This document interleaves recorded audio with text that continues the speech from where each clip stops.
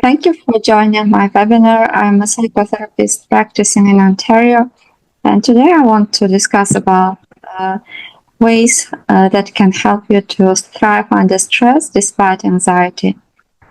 Many of us have a lot of responsibilities at work, demands from family, and stress and anxiety might be holding you back from living the life that you want and achieving your goals. Because oftentimes, when people have anxiety, they start to avoid these feelings, and as a result, they stop going to places they used to enjoy, or whenever they have anxiety, they stop doing things that matter for them. And today, I want to teach you some skills that can help to decrease the hold of anxiety, and as a result of which, it will be easier for you to do what you want to do. And also, I will ask you a variety of questions that would help to understand yourself better and to find some strength that you already have in yourself in order to create a meaningful life that you want. Oftentimes, anxiety is related with automatic thoughts that we have, and when we got fused with these thoughts and we forgot about the environment that is around us. Imagine if there was a paper in front of your eyes, and if your thoughts were written on this paper, it would be difficult to notice things that are happening around or to focus on your relationships because you are too focused on that thought, and which makes it more challenging to do things that you want. For instance, imagine if you had a thought that you are not good enough, and this thought was following you all the time. It can impact your mood. You might have a sad, anxious mood, and as a result, it might impact your relationships. So, becoming aware of these thoughts and accepting them as just thoughts and seeing them from distance can help to decrease their hold on you, to decrease the anxiety's hold on you.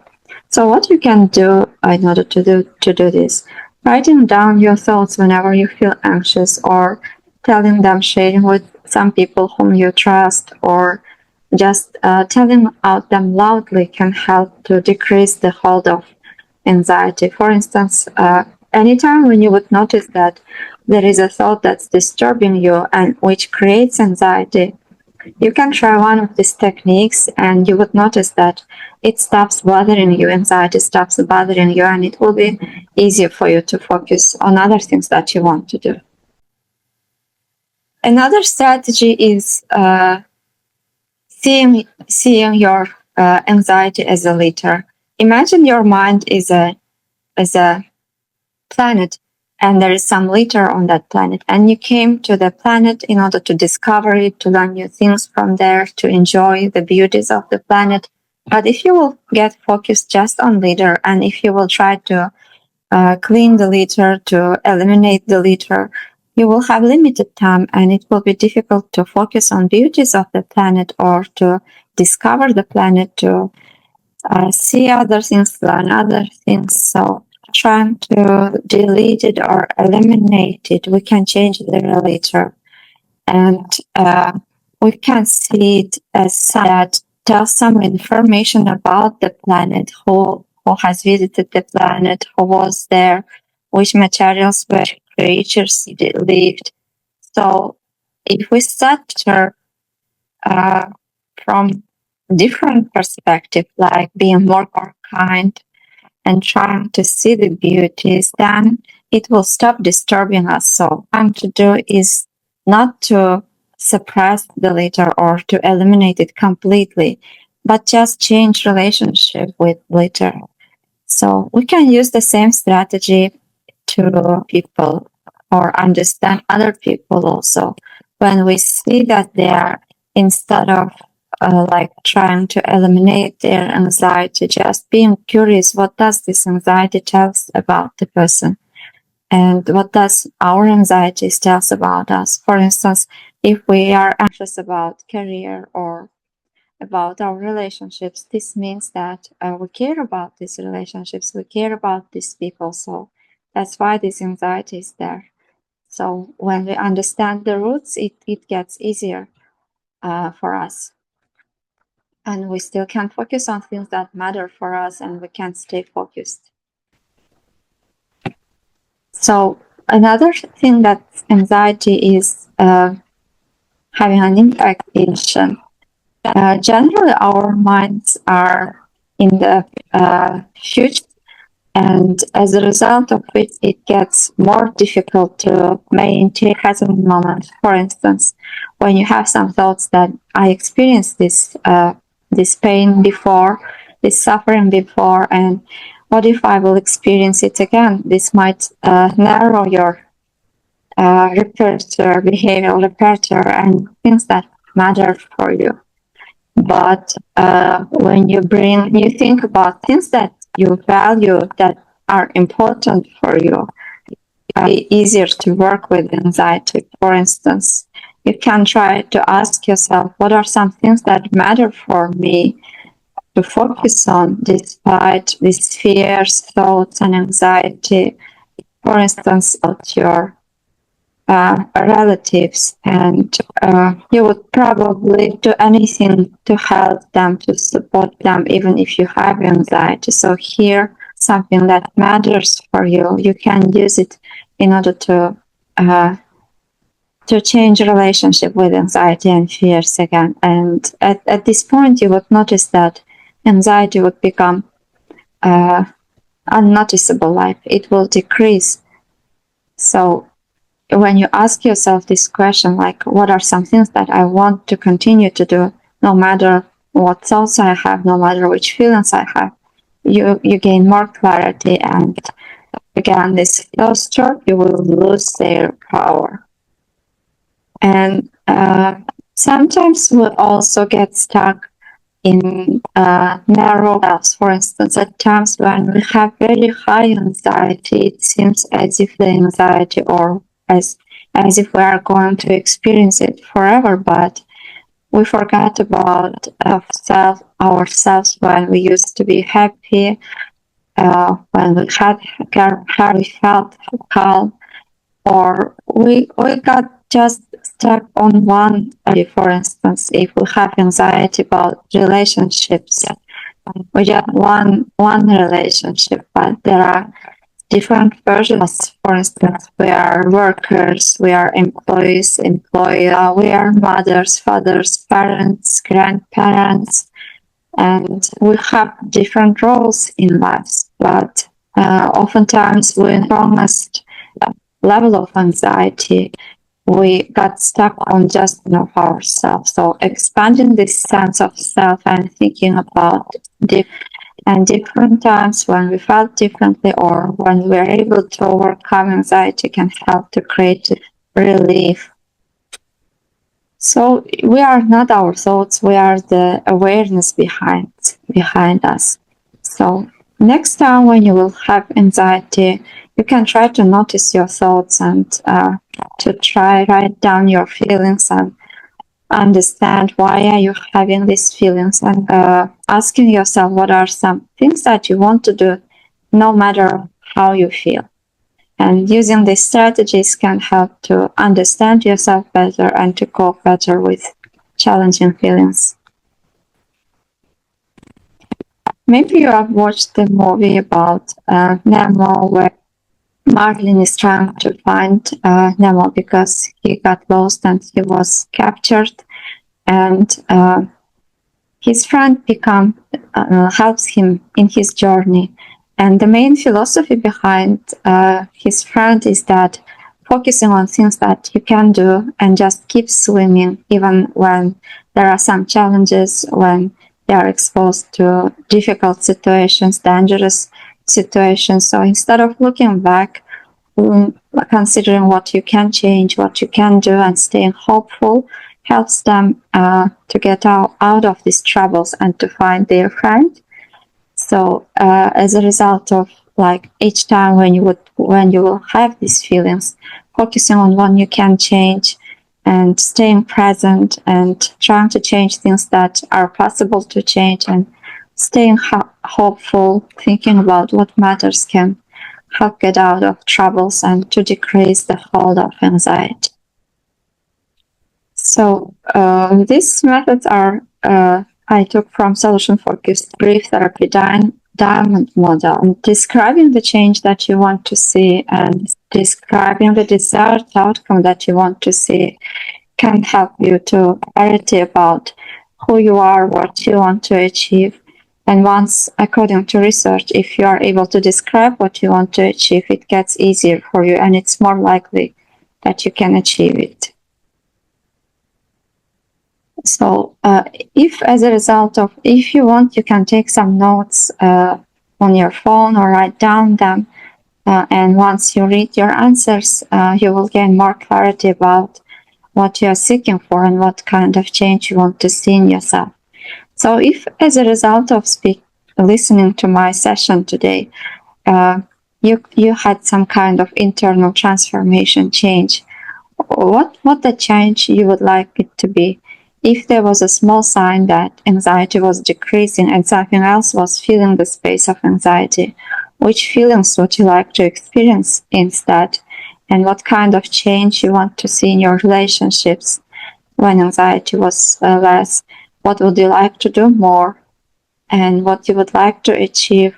How would your routines, habits would look like? And where would you see yourself if you have achieved the goals that you want to achieve? Which environments? And what would be different about the way you are interacting with people? What would be the way you are thinking differently? Which feelings you would like to feel and where you would like to go from there?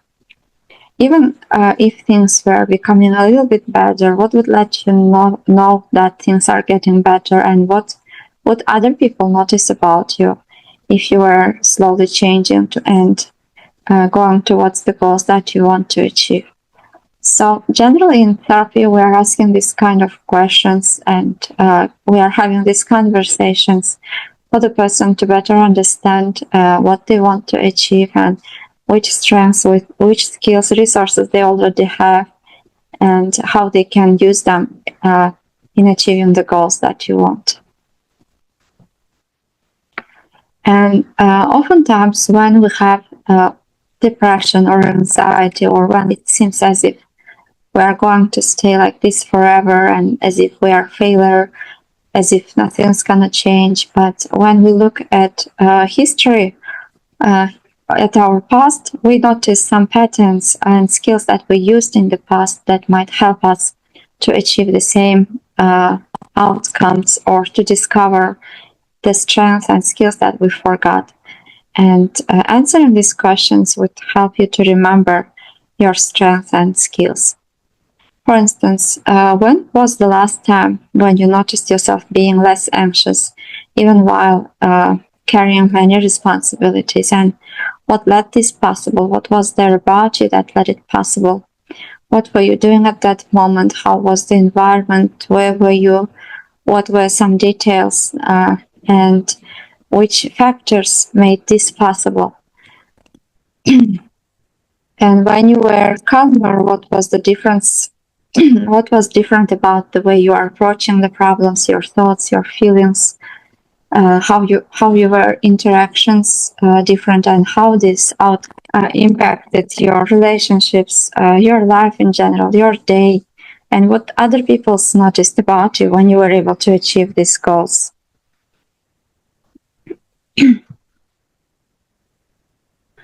And when you were able to achieve your outcome, what was different about your focus, about the way you coped with challenges?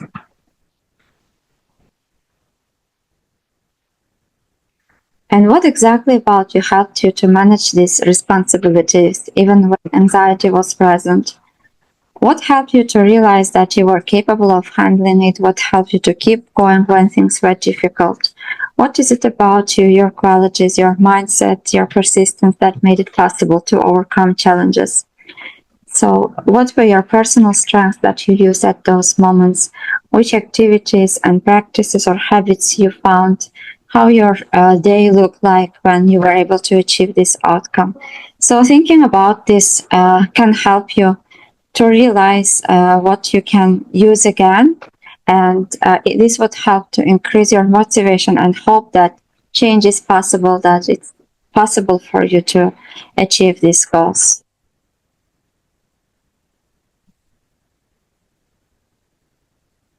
Imagine the day that, imagine that if after speaking with me after our conversation, you felt calmer, more focused, and able to manage your responsibilities today. What would be different in your life, and what difference it can create in other people's lives that are around you? If you were feeling more in control of yourself and stress was about to decrease, which feelings were would be replacing the feelings of stress and anxiety? What other changes this would create, and what would notice about if there was a camera on your room on that day? What would that camera capture? And when you feel calmer and less anxious, how your interactions, your relationships would be different. If you noticed yourself handling anxiety more effectively this week, what would that look like and how would you feel? What would you like to notice about yourself the next time we check in? And if you were to describe your calmer, more focused self to someone else, what would they say? And what would you celebrate about yourself on that week? So anxiety is experience of intense worry or concern about a specific issue, and often it consumes a person's attention, energy, and while you are trying to deal with anxiety, we are losing our time and using time less effectively. So using solution-focused brief therapy diamond approach, we can notice these small changes that are happening in the past when we are handling the situation differently. And we are a kind of shifting perspective towards anxiety, and it creates motivation and hope that things can change that differently to anxiety, that we can cope with it, and identifying these strengths a changing relationship can have to motivate us to keep going and try different things with anxiety. When we have negative experiences such as fear, self-doubt, worries, or sadness, it's more difficult to focus on what we want because some parts of our brains are hyper vigilant, hyperactivated, and it's more difficult to focus, to plan. So when we think about different ways of experiencing different emotions, such as calmness, for instance, we are asking in therapy what you would like to feel instead, calmness, happiness. So it creates a kind of ground for us to focus on things that matter. Whereas when we are constantly anxious, it's less likely to focus, to understand ourselves, and to take steps towards growth and change. So when we have when we think about exceptional moments when we are able to cope with anxiety or when we were calm, we start thinking maybe I can handle this and it's going to be okay. So having different thoughts about it, it helps to create a kind of a self-belief. And as a result, it impacts our behavior also. When we believe in ourselves, when uh, we we have more comfortable feelings, we are calmer, it's more likely for us to achieve the things that we want to achieve. And even if the circumstances don't change, still being able to focus on what matters, understanding ourselves, and describing the change that we want to achieve makes it more likely to happen in real life because you are kind of training your brain to stay resilient during these challenging times. And discovering different versions of us. While in the therapy we are speaking about times in the past that when we were able to do things, or when we are describing ourselves in the future, we are kind of observing ourselves and seeing ourselves from distance, or discovering new strengths that we can use, which makes it more possible.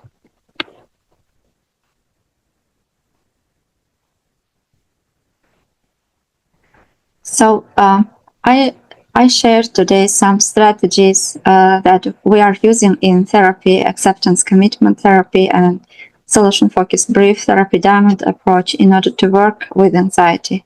It was very short, and I shared just some parts of things that we are sharing. So if you would like to be interested and you want to work with me, you can set and we can have a deeper, more detailed discussions about how which strategies can help you to decrease anxiety and to focus on what matters for you. Because everyone is individual and everyone's experiences are different, these kind of questions and these strategies can help you to understand yourself better and to find out ways that would help to work for you. And if you kept some notes, you can